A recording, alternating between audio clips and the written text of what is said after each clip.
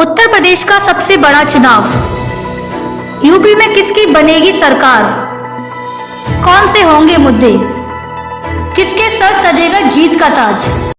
नमस्कार, मैं हूं प्रेम कुमार। आप देख रहे हैं प्रदेश समाचार। आज हम आए हुए हैं ईकरी गांव, थाना महुआ खेड़ा और ब्लॉक धनीपुर। यहां पर एक बहुत प्रेम पूर्वक एक कथा का आयोजन आज समाप्त हुआ है।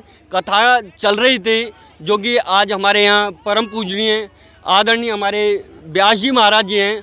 तो मैं सबसे पहले इन लोगों का बहुत बहुत हार्दिक स्वागत यही करता हूं कि हमारे चैनल में इन लोगों ने आज हमें इतना टाइम दिया कि आज हम लास्ट का दिन जो भी आए हैं और हमारे भोला ठाकुर इन्होंने जो कराया है, जो कि राम भक्ति को लेकर कितना प्रयास करते हुए और आगे को परम बड़े बूढ़ों की बुजुर्गों की परंपरा को आगे बढ़ाया है। तो मैं सबसे पहले और व्यास जी महाराज से मैं कुछ संदेश लेना चाहूँगा, उपदेश जो भी दे सकते हैं कि नमस्कार महाराज जी। जय हो भैया, हर हर महादेव, जय श्री राम। राम कथा समस्त ग्रामवासियों ने मिलकर के आयोजन किया। इस आयोजन का अर्थ है हमारा जो गांव है, मेरी ये जन्मभूमि है। मैं यहाँ आकर के देखा हमारे गांव के लोग बड़े अच्छे हैं और राम कथा के द्वारा हमारे गांव में, हमारे समाज में संस्कार, संस्कृति और सभ्यता बनी रहे। हम लोग राम कथा के माध्यम से भगवान ने जो संदेश दिया, वो संदेश दिया, सिय राम मैं सब जग जानी और करहूँ प्रणाम जोर जुग पानी। हम जितने भी छोटे बड़े बच्चे हैं, सब में प्रेम का भाव रहे। हमारे देश में, हमारे गांव में, हमारे नगर में सुख शांति और समृद्धि बनी रहे, इसलिए ये ज्ञान यज्ञ का आयोजन हुआ।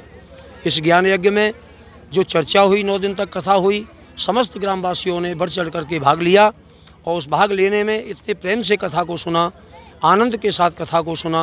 और कथा में जो भी हम बोलते हैं वह संस्कार और संस्कृति पर ही बोलते हैं। ये राम कथा के माध्यम से, ज्ञान यज्ञ के माध्यम से हमारे समाज में समरसता और जो भगवान राम ने संदेश दिया था कि अवध में जहाँ भगवान पैदा हुए थे, अवध का मतलब है किसी के भी हृदय में किसी के प्रति कोई राग द्वेष ना रहे, सबका हृदय पवित्र हो और वह प्रेम से रह करके हमारे भारत की संस्कृति को आगे बढ़ाएं। यही राम कथा का संदेश है। और सबसे एक मेन चीज़ महाराज जी ने बताया कि ये इनकी जन्मभूमि है।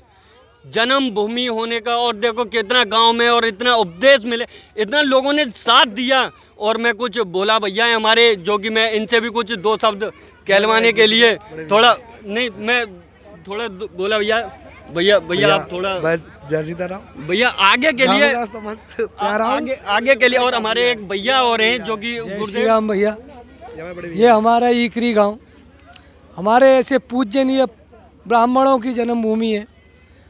श्री विष्णु आश्रम जी महाराज, जिनका देश नहीं विदेशों में भी नाम है, उनके ये नाती हैं।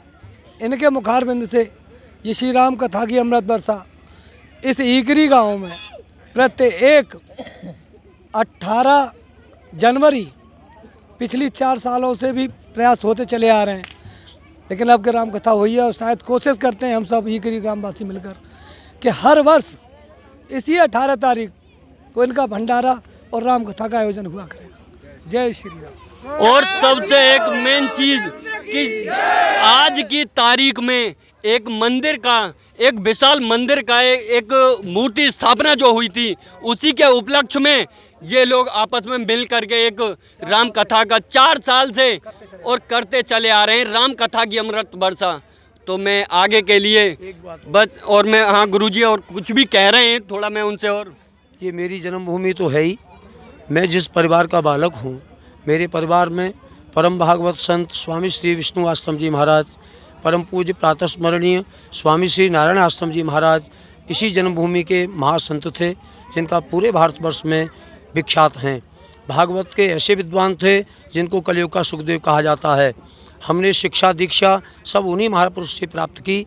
उन्होंने संदेश दिया, बेटा जीवन जीना, अपने जीवन में समाज में जा कर के समरसता, प्रेम का संदेश सदा देते रहना, यह महापुरुषों की भूमि है। हम लोग धन्य हो गए। हर हर महादेव। मैं अपनी वाणी को यहीं विराम देता हूँ। जय श्री राम। ऐसे ही वीडियोस देखने के लिए सब्सक्राइब करें प्रदेश समाचार नेटवर्क और लेटेस्ट वीडियोस के नोटिफिकेशन के लिए बेल आइकन दबाना ना भूलें।